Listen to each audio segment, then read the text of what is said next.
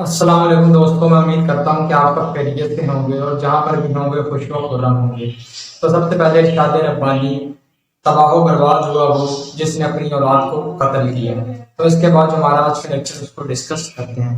वो कहता है कि ऐसा क्यों है कि आप लोग किसी ऐसे शख्स को जो आपसे दूर खड़ा हो उसको बुलाने के लिए अपने मुंह पे दोनों हाथों को रख कर उसको आवाज देते हैं।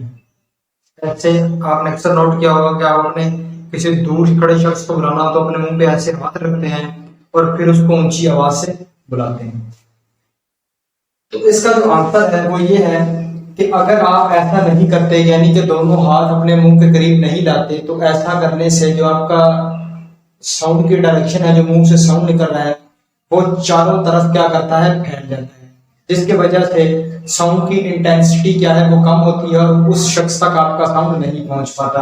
लेकिन जब आप लोग इस तरह हाथ रखते हैं तो आपका जो साउंड है वो क्या हो जाता है, यूनि डायरेक्शन हो जाता है, यानी कि साउंड की एक डायरेक्शन हो जाती है। यूनि डायरेक्शन होने की वजह से साउंड उस पर्सन तक इजीली पहुंच जाता है। एक बात, सिर्फ यही फैक्टर नहीं है जिनके ऊपर साउंड डिपेंड करता है, ये फैक्टर भी है, मीडियम और टेम्परेचर। अब मीडियम से क्या मुराद है? मीडियम, अगर आपके पास इलास्टिक मीडियम होगा, क्या होगा, आपके पास इलास्टिक मीडियम होगा, और मीडियम की क्या होगी, इलास्टिसिटी आपके पास ज्यादा होगी और डेंसिटी आपके पास क्या होगी, मीडियम की कम होगी। तो आपके पास क्या करेगा, साउंड जो है वो ज्यादा दूर तक ट्रैवल करेगा। Sound travel far away. अगर इलास्टिसिटी ज्यादा होगी, डेंसिटी कम होगी मीडियम की, तो साउंड दूर तक क्या करेगा, आपके पास ट्रैवल करेगा। इसी तरह अगर आपके पास टेम्परेचर जो है वो ज्यादा है, तो इसका मतलब क्या है, आपके पास एनर्जी जो है वो ज्यादा होगी। एनर्जी ज्यादा होगी तो आपके पास वाइब्रेशन ज्यादा होगी। वाइब्रेशन ज्यादा होगी तो साउंड जो ज्यादा दूर तक क्या करेगा, आपके पास ट्रेवल करेगा। अगर आपके पास एक रूम टेम्परेचर है, वहां पे आपके पास साउंड ट्रैवल की स्पीड 346 मीटर पर सेकंड है।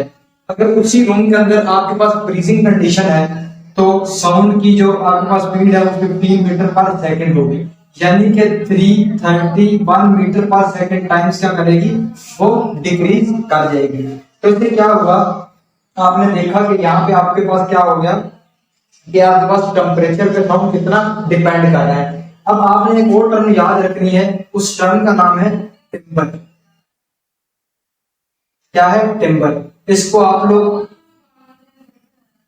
टोन कलर या टोन क्वालिटी भी बोलते हैं।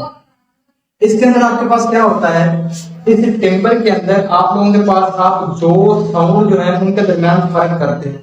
यानी कि अगर एक शख्स ने एक आवाज निकाली और दूसरे शख्स ने भी आवाज निकाली सेम टाइम पे, और आपको वो आवाजें एक जैसी महसूस हो रही हैं लेकिन है नहीं, तो उनके दरमियान वो जो है नहीं वाला फर्क है वो करने के लिए आप क्या इस्तेमाल करते हैं, टिम्बर का इस्तेमाल करते हैं। बेसिकली ये दो आवाजों के दरमियान फर्क करने के लिए आपके पास इस्तेमाल किया जाता है। तो मुझे उम्मीद है ये क्वेश्चन की आपको समझ आ गई होगी। इसको आप लोग मजीद देख लें कि क्या बात की